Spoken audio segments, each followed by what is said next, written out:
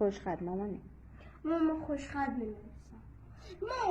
من یه سوال دارم. تو یکی به جواب من بده. برای چی تعطیل ما داریم؟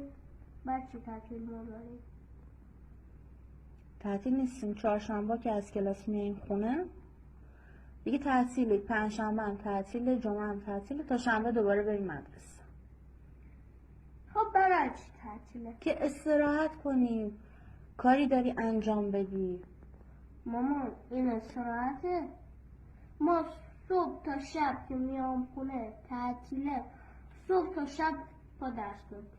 این تفریح ما باید تا این صفحه بنویسم. خدا وکیلی این تفریح من ناموسه این تفریح. خب درس نگاه تو دیگه. باید تا این صفحه بکشم. تا این صفحه بکشم. این تفریح مادر من. مامان درسته.